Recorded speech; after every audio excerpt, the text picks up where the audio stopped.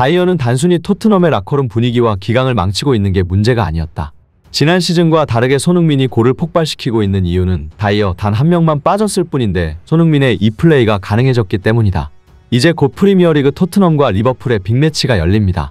역시나 북런던 더비 활약 이후 대한민국의 손흥민이 일약 스포트라이트를 받고 있기에 손흥민에 대한 분석이 전문가들 사이에서 활발히 이루어지고 있습니다. 특히 지난 시즌만 해도 재계약을 하면 안 되는 선수로 꼽혔던 손흥민이 현재 포스테코글루 체제에서 완벽히 부활하자 영국 전문가들은 손흥민에게 대체 어떤 변화가 있었는지 탐구하고 있는데요. 정말 손흥민은 지난 시즌과 많이 달라졌습니다. 일단 콘테가 감독이었을 때는 손흥민은 경기장에서 거의 밝은 표정을 짓지 않았습니다. 항상 얼굴에 미소를 띄우기로 유명한 손흥민의 표정은 항상 딱 봐도 어두워 보였고 영국인들조차 미소를 잃은 소니가 어색하기만 하다라는 반응을 보이기도 했습니다. 아마 지난 시즌 손흥민은 역대 최악의 시즌이라고 생각했을 겁니다. 그런데 여기서 한 가지 의문이 드는 것이 있습니다. 과연 지난 시즌 손흥민이 기량이 떨어져서 골을 잘 넣지 못하고 경기장에서 어두운 표정을 지은 것일까요? 영국 현지에서도 지난 시즌 손흥민에 대해 과연 전술적으로 안 맞기 때문에 못해진 건가 아니면 에이징 커브가 온 것인가라는 주제로 치열한 갑론을박이 펼쳐졌습니다. 그리고 대부분의 영국 매체는 에이징 커브에 따른 기량 하락이라고 결론을 내렸습니다. 하지만 생각해야 될 게 있습니다. 이번 시즌 손흥민은 감독이 바뀌고 팀 스타일이 180도 바뀌자마자 역대급이라도 해도 될 만한 최고의 페이스를 보이고 있습니다. 과연 에이징 커브가 와서 기량이 떨어진 선수가 감독이 바뀌었다고 이렇게 갑자기 잘해지는 게 가능할까요? 따라서 영국 다수의 전문가들은 이번 시즌 손흥민의 활약을 보고 확신을 했습니다. 손흥민이 지난 시즌 부진한 이유는 기량 하락이 아닌 콘테의 전술적인 문제라고 말이죠. 손흥민도 지난 시즌 막판에 한창 고생할 때 나는 높은 위치에서 뛰면 더 많은 골을 놓을 수 있다라며 이례적으로 콘테의 전술에 불만을 표시하는 발언을 하기도 했습니다. 즉 이번 시즌 손흥민의 활약은 어떻게 보면 당연한 결과인 겁니다. 그런데 여기서 놀라움을 금치 못할 한 가지 충격적인 분석이 제기되어 영국 현지를 떠들썩하게 만들고 있습니다. 결론부터 말하면 손흥민이 이번 시즌 최고의 활약을 펼칠 수 있는 가장 큰 이유는 다이어가 빠졌기 때문이라는 겁니다. 그것은 단순히 다이어가 팀의 분위기를 망치는 경기 외적인 문제가 아니라 다이어가 빠지고 나서 어떤 한 가지가 달라져 손흥민이 뛰어난 활약을 할 수 있었다는 겁니다. 수비수 한 명이 빠졌다고 이번 시즌 손흥민의 거의 모든 것이 달라졌다니 이게 가능이나 한 말일까요? 그런데 놀랍게도 사실이었습니다. 우선 손흥민이 어떤 선수인지 생각을 해봐야 합니다. 손흥민은 현재 케인이 토트넘을 떠난 이후 원톱으로 잘 적응하여 좋은 연계 플레이 능력을 보여주고 있지만 사실 윙에서 뛰든 원톱에서 뛰든 손흥민의 최대 장점은 라인 브레이킹 능력입니다. 손흥민의 역사에 남을 세기의 두 명장, 펩 과르디올라와 위르겐 클롭이 인정한 최고의 오프 더 볼 능력을 가진 선수죠. 과거 포체티노 감독과 조세 무리뉴 감독은 손흥민의 오프 더 볼 능력을 높게 사고 일찍이 원톱으로 활용했을 정도입니다. 그런데 지난 시즌 콘테 감독은 손흥민의 오프 더 볼 능력을 전혀 활용하지 못했습니다. 손흥민이 라인 브레이킹을 하려고 해도 너무나 수비적인 축구를 하다 보니까 라인 브레이킹 능력이 발휘되지 못한 겁니다. 왜냐하면 수비적인 축구를 하면 자연스럽게 손흥민의 위치는 뒤로 물러나게 되고 낮은 위치에서는 아무리 빠르게 속공을 해봤자 상대 라인을 무너뜨리는 게 쉽지 않기 때문입니다. 흔히 말하는 손흥민을 알고도 못 막는다라는 말은 손흥민의 순간적인 침투 능력에 상대의 수비가 눈 깜짝할 사이에 당하기 때문에 나온 말인데 애초에 손흥민이 낮은 위치에 있으면 순간적인 침투 움직임을 가져갈 수 없고 침투 움직임을 가져간다고 해도 상대한테 대비할 시간을 주게 되는 거죠. 그래서 무리뉴는 수비적인 축구를 하더라도 손흥민을 팀의 최전봉에 세운 겁니다.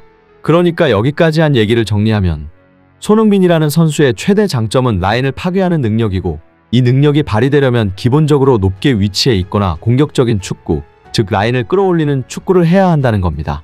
그런데 놀랍게도 지난 시즌 팀의 라인을 끌어올리지 못하게 하는 선수가 있었는데 그가 바로 에릭 다이어입니다. 과거 조세 무리뉴는 토트넘에서 이런 말을 한 적이 있습니다. 무리뉴가 한창 수비적인 축구로 비판을 받을 때 나는 선수들한테 공격적으로 축구하라고 지시했다라고 말한 것이죠. 아니 감독이 공격적인 축구를 하라고 지시했는데 왜 선수들은 수비적인 축구, 라인을 뒤로 물러서는 축구를 한 것일까요? 이게 바로 다이어가 팀에 미치는 병폐와도 같은 일인 겁니다. 자 생각을 해봐야 합니다. 라인을 올리면서 공격적인 축구를 할 때 가장 중요한 것은 센터백의 역할입니다. 센터백부터 먼저 올라가서 미드필더한테 라인을 올리라고 하고 이렇게 한 단계씩 뒤에 선수들을 보고 조율을 하면서 전체적인 라인이 올라갑니다. 그런데 여기서 다이어는 위로 안 올라갑니다. 조금 더 정확히 말하면 올라갈 줄도 모르고 올라가는 걸 싫어합니다. 센터백의 라인이 안 올라가면 당연히 미드필더도 라인을 올릴 수 없습니다. 현대축구의 핵심은 수비 간격이고 수비 간격이 벌어지는 순간 바로 실점위기에 노출되기 때문입니다. 그래서 다이어는 영악하게도 수비 라인을 꽁꽁 잠그고 자신에게 수비 부담이 오지 않게 하는 겁니다. 다이어도 아는 겁니다. 데인마크 능력이 약하고 달리가가 느려 커버 능력이 딸리기 때문에 올라가는 순간 실점이기라는 것을 말입니다. 작년 토트넘과 리버풀의 경기에서 나온 한 장면을 보면 여기서 다이어는 올라가서 전진 수비를 하는데 공만 보며 자신의 마크맨을 놓치는 기이한 수비법을 보여줍니다.